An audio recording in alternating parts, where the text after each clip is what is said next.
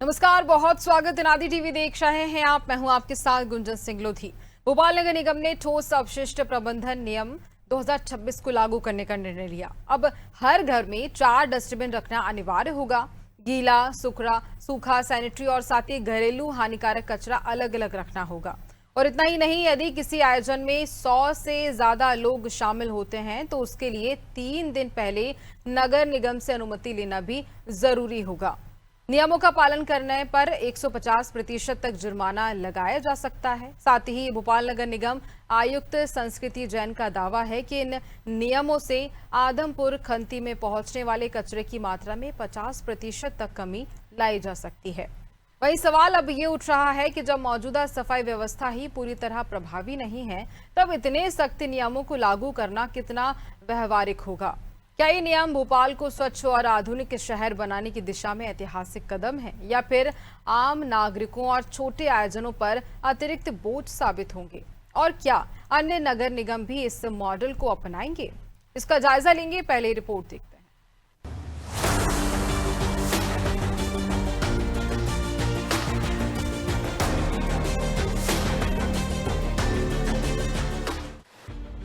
भोपाल में कचरा प्रबंधन को लेकर एक बड़ा बदलाव होने जा रहा है।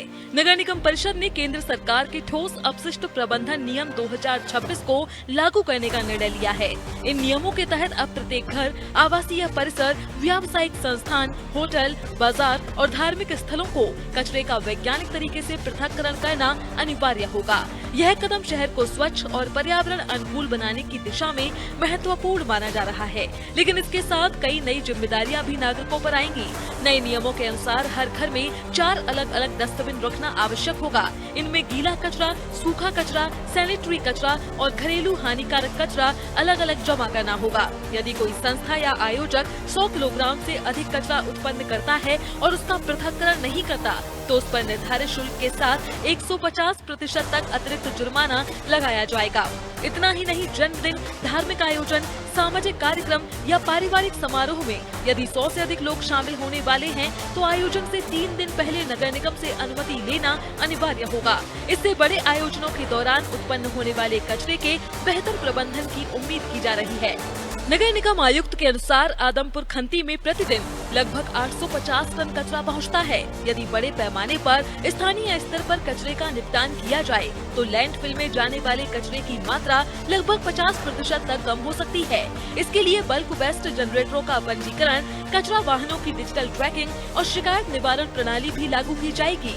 स्पष्ट है कि स्वच्छता और पर्यावरण संरक्षण के लिए कड़े नियम जरूरी हैं, लेकिन उनकी सफलता नागरिकों की भागीदारी, प्रशासन की पारदर्शिता और प्रभावी क्रियान्वयन पर ही निर्भर करेगी। यदि नियमों का पालन ईमानदारी से हुआ, तो भोपाल देश के सबसे स्वच्छ और टिकाऊ शहरों में अपनी स्थिति और मजबूत कर सकता है। डेस्क रिपोर्ट, अनादि टीवी।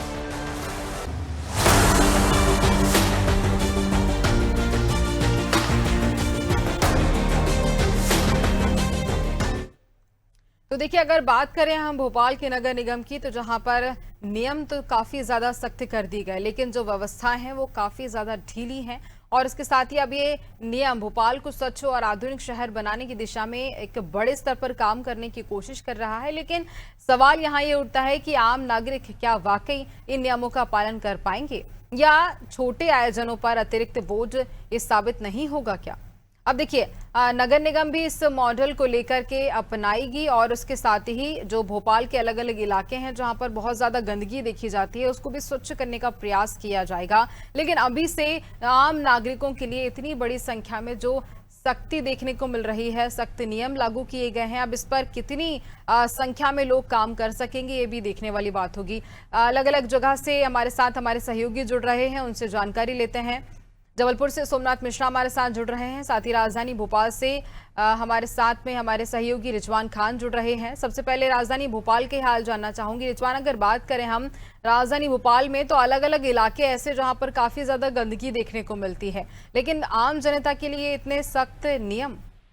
रिजवान, देखिए गुंजन, जिस तरीके से निगम की तरफ से लगातार जो नियम है वो बनाए जाते हैं, लेकिन उसका असर जमीनी स्तर पर देखने को नहीं मिलता है।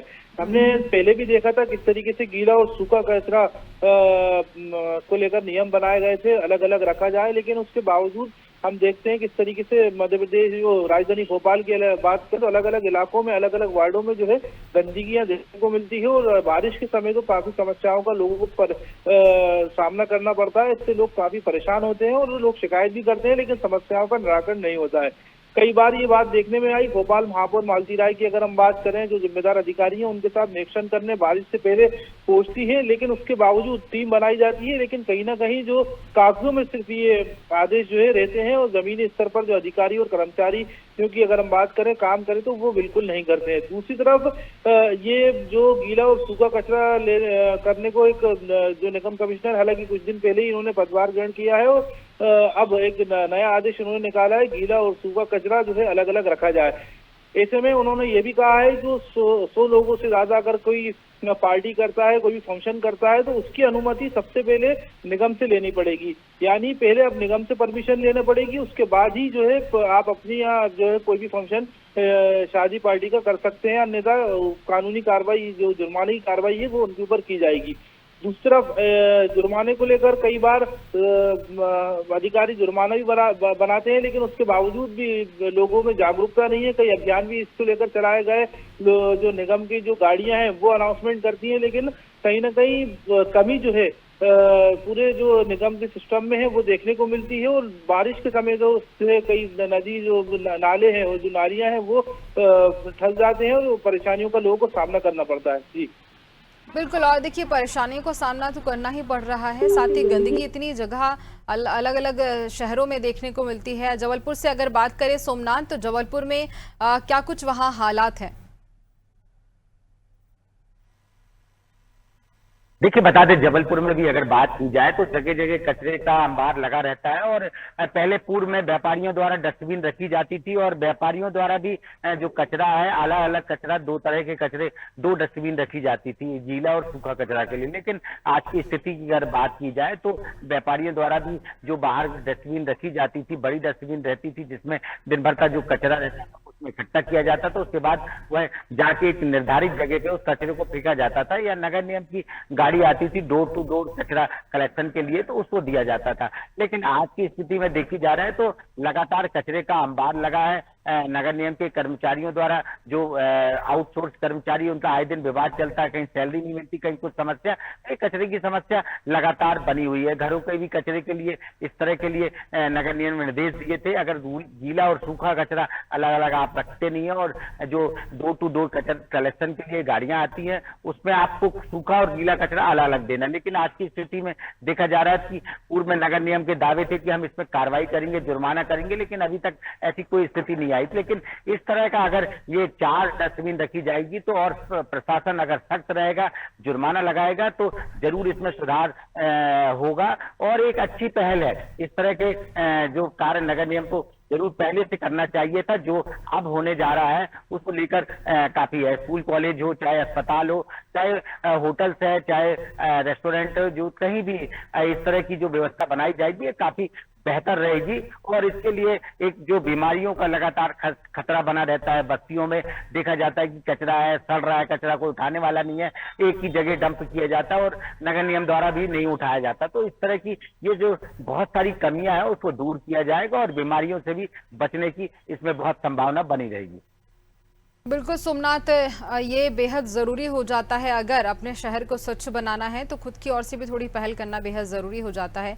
इंदौर से हमारे साथ योगेश राठौर जुड़ रहे हैं। योगेश, अगर इंदौर शहर की हम बात करते हैं तो इंदौर शहर में आम जनता के लिए जो बातें कही गई हैं नगर निगम की ओर से, लेकिन क्या वाकई नगर निगम खुद भी काम कर रही है?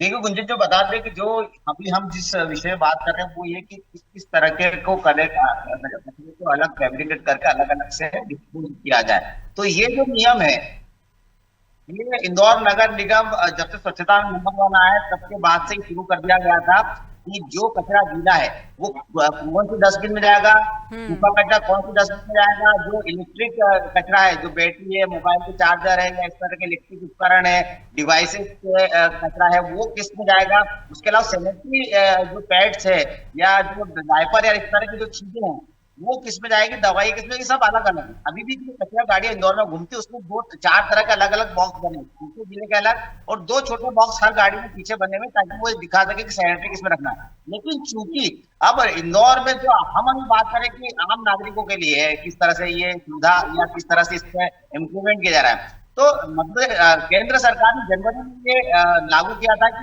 ये पूरे देश में इस तरह का जो 4 अलग अलग डस्टबिन लागू करने का एक प्रावधान लाए थे। और उसको लेकर पिछले माह सुप्रीम कोर्ट में भी सख्ती दिखाई थी कि जो कचरे का प्रबंधन है उसको लेकर सुप्रीम कोर्ट में भी लगातार इसको लेकर सुनवाई कर रही। पिछले माह सुप्रीम कोर्ट ने सभी राज्यों के जो प्रमुख सचिव थे, उनसे मुख्य सचिव थे, उनके साथ वीडियो कॉन्फ्रेंस करके कहा था कि इसको लेकर सख्ती रखना जाए। लेकिन जो मैं आपको बता रहा हूँ ग्राउंड स्थिति है, कचरा गाड़ियों में तो लगा हुआ है, लेकिन जो कचरे के बॉक्सेस रखना चाहिए या जिस तरह का बात कर रहे हैं कि हर घर में 4 तरह के डस्टबिन होने चाहिए, तो वो कहीं पे भी नहीं है, वो नहीं दिखाई देती है। लेकिन अब सिर्फ एक नियम और खाना पूर्ति की जरूरत है कि आपने 4 डस्टबिन अलग अलग कचरा गाड़ी में बना दिए, 4 अलग अलग बॉक्सेस बना दिए, अलग अलग सेगमेंटेशन कर देते हैं।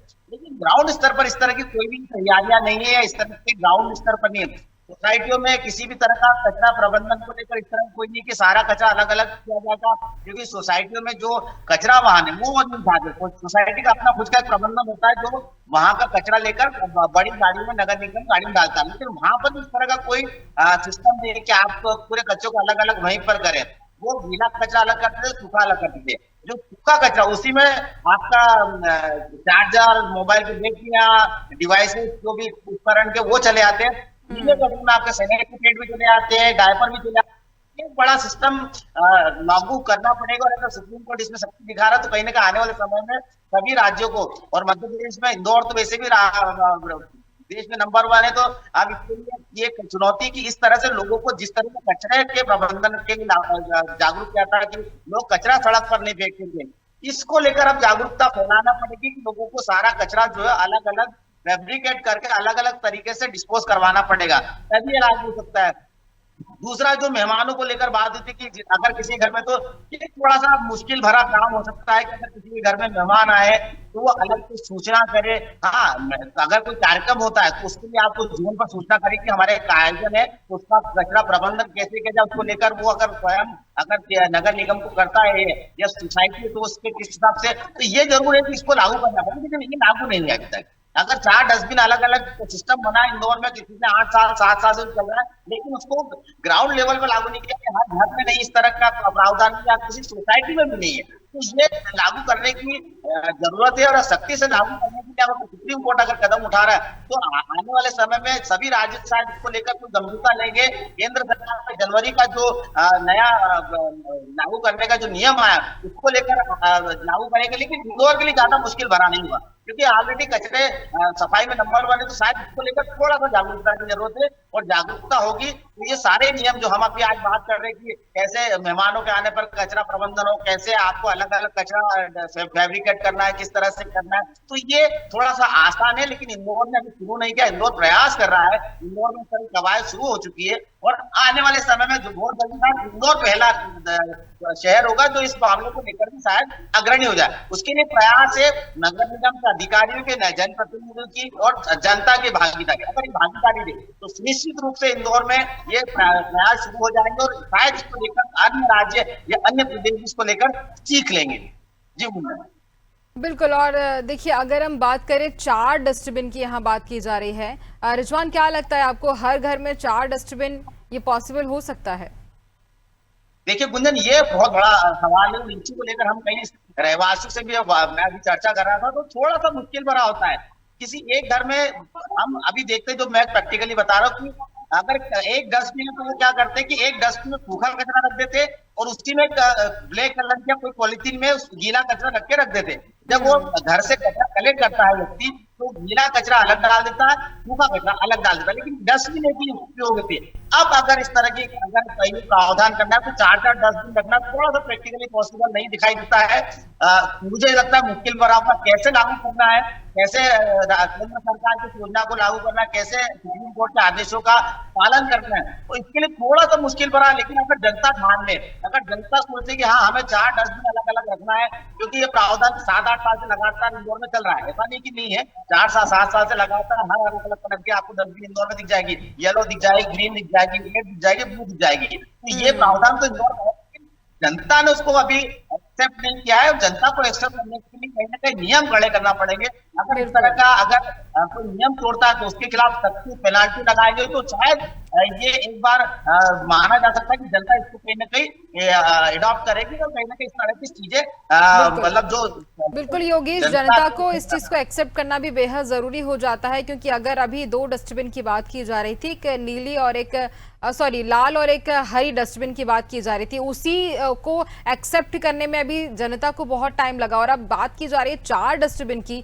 जबलपुर से अगर मैं बात करूं सोमनाथ, तो जनता क्या 4 डस्टबिन हर घर में रख पाएगी? देखिए, अगर जबलपुर की बात की जाए तो ये भी मुश्किल है। 4 डस्टबिन अगर सख्ती से कार्रवाई की जाएगी, सख्ती अगर दिखाएगी नगर निगम, या जैसे पूर्व में डस्टबिन नगर निगम द्वारा दी गई थी तो जरूर रख ली जाएगी। लेकिन आम जनता से अगर आप बोलेंगे कि वो डस्टबिन 4 खरीद कर अपने घर पे रखे तो नहीं है। इससे पूर्व में भी नगर निगम द्वारा ही डस्टबिन सभी घरों में दी गई थी। जब डोर टू डोर कचरा कलेक्शन शुरू हुआ था तो उस समय लोगों ने डस्टबिन रखना शुरू कर दिया था। लेकिन धीरे धीरे वो पुरानी डस्टबिन भी टूट गई है, जिस तरह भी हुई है वो अब कम संख्या में डस्टबिन रखी जा रही है। लेकिन नगर निगम द्वारा अगर खुद डस्टबिन दिए जाता है, उसका जरूर पैसा अगर वो नगर निगम अपने टैक्स में या अन्य उसमें चार्जेस में जोड़ लेती है, जैसे डोर टू डोर कचरा कलेक्शन का चार्जेस लेती है, हर महीने उसका चार्जेस लिया जाता है, उसी तरह डस्टबिन का चार्ज भी जैसे पूर्व में लिया गया था वैसे लेके अगर नगर निगम 4 डस्टबिन देगी तो जरूर उसमें कुछ सुधार आएगा और चारों डस्टबिन में लोग कचरा डालेंगे। लेकिन अगर स्वयं खरीद कर बात की जाए तो उसमें प्रतिशत में कमी काफी आएगी, क्योंकि लोग एक ही डस्टबिन में सभी कचरा डाल के वही तरीके से काम करेंगे। क्योंकि देखने में यही आता है कि आज भी लोग कचरा जो जिस तरह कलेक्शन करना चाहिए, जिस तरह नगर निगम का सहयोग करना चाहिए उस तरह नहीं करता। आज भी रोड सड़कों पर आदमी खाना खा के कचरा, पन्नी, पॉलीथीन और कचरा फेंक देते हैं। तो सुधार की बहुत आवश्यकता है। जबलपुर को भी नंबर 1 लाने में स्वच्छता टीम द्वारा सर्वे किया जा रहा है। नगर निगम की पूरे अधिकारी, कर्मचारी और नेता सभी लगे हुए हैं नंबर 1 लाने के लिए। लेकिन जिस तरह काम होना चाहिए उस तरह नहीं हो पाता। जनता को सहयोग करना होगा और जागरूक होना बिल्कुल, जनता का सहयोग बेहद जरूरी हो जाता है। सोमनाथ, वापस लौटूंगे आपके पास। हमारे साथ रिटर्निंग ननी अधिकारी रामेश्वर गुप्ता जुड़ रहे हैं। बहुत स्वागत करूंगी रामेश्वर जी आपका। और सवाल ये कि जब निगम की ओर से इतनी सख्ती बरती जा रही है, इतने सख्त नियम रखे जा रहे हैं आम जनता के लिए कि 4 डस्टबिन रखें और अगर घर में कोई प्रोग्राम होता है तो उसका भी खास ख्याल रखा जाए, लेकिन सबसे बड़ा सवाल ये कि क्या नगर निगम खुद अपना काम सही ढंग से कर पा रही है? रामेश्वर जी।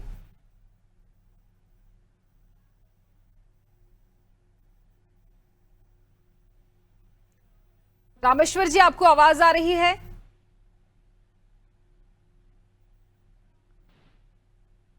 तो संपर्क हो नहीं पा रहा है रामेश्वर जी से। योगेश, अगर मैं आपसे ये सवाल करती हूं कि जनता के लिए तो इतने सख्त नियम कर दिए गए, लेकिन नगर निगम की अगर खुद की हम बात करें तो इंदौर शहर के भी कई ऐसे इलाके, मध्य प्रदेश के कई ऐसे शहर जहां पर कोने कोने में कचरा पड़ा हुआ मिलता है, तो उस पर क्या कुछ काम किया जा रहा है? देखिए गुंजन, बता दो कुछ साल पहले की हम अगर बात करें तो शायद इंदौर को में कचरा शायद कहीं नहीं दिखता था, लेकिन अब धीरे धीरे जो है वो परिपाटी वापस कहीं ना कहीं अब कचरे के मामले में इंदौर भी कहीं ना कहीं कोने या कहीं ऐसे क्षेत्र में कचरा दिख जाता है। तो अब वो जो पुराने जनप्रतिनिधि थे, जो महापौर थे या पुराने जो अधिकारी थे, उनके जैसा जो जज्बा था काम करने का, वो शायद अब धीरे धीरे अधिकारियों में खत्म हो रहा है। कारण नहीं समझ में आ रहा क्या कारण है कि अब इंदौर में कचरा प्रबंधन को लेकर उतने प्रयास नहीं किए जा रहे हैं। क्या कारण है कि कचरा प्रबंधन को लेकर अब जो अधिकारी वो बहुत ज्यादा लापरवाह हो गए। तो अब इंदौर में वो परिपाटी, क्योंकि अब वो कारण है। अब इंदौर को जो है अब स्वच्छता के जो पायदान से बाहर करके उसको अलग कैटेगरी में डाल दिया गया, यानी कि वो नंबर 1 का जो खिताब है अब वो ऑलरेडी इतने साल तक मिल चुका, तो उसको खिताब से अलग करके अन्य राज्यों को, अन्य शहरों कर दिया गया। अब नगर निगम इंदौर इस बात को मानता है कि अब हम एक अलग कैटेगरी में पहुंच गए तो अव्वल दर्जे के होते, तो अब वो लापरवाही थोड़ी दिखाई देती है और ये सही है।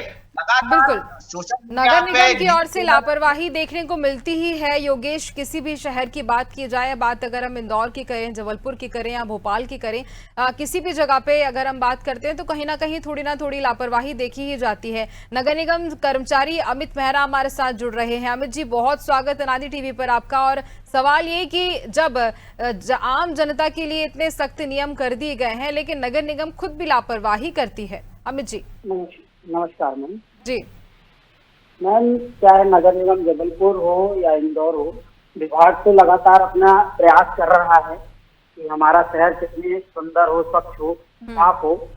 लेकिन कभी कभी हम लोग नागरिकों से भी निवेदन करते हैं कि साफ सफाई के प्रति वो जागरूक रहें, क्योंकि हम कई जगह जाते हैं, वार्डों में जाते हैं, बस्तियों में जाते हैं, तो वहाँ सफाई होती है प्रतिदिन। लेकिन कुछ ऐसे लोग भी हैं जो कचरा वहाँ डाल देते हैं। शासन के लगातार नियम जारी हो रहे हैं, शासन के लगातार कचरा प्रबंधन नियम हो रहे हैं। उससे मुझे ऐसा लगता है कि आने वाले समय पे हमारा जबलपुर, मध्य प्रदेश और भारत आने वाले समय स्वच्छ, सुंदर और साफ सुथरा रहेगा। हम सबको मिलकर इसके लिए जागरूक रहना पड़ेगा मैम।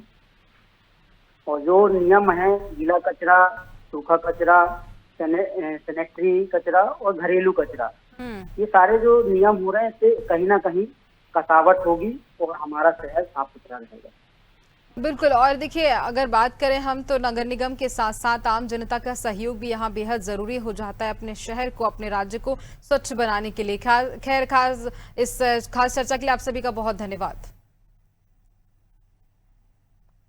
तो देखिए, बात यहाँ की जा रही है नगर निगम को लेकर। कचरा प्रबंधन ने जो बड़े सख्त नियम यहाँ पर लागू कर दिए हैं उस पर अब आम जनता इस पूरे मामले को लेकर, इस पूरे नियमों को लेकर कितना सहयोग करती है, ये देखा जाएगा। इसी के साथ तो मुझे दीजिए इजाजत। बने रहिए अनादि टीवी पर। नमस्कार।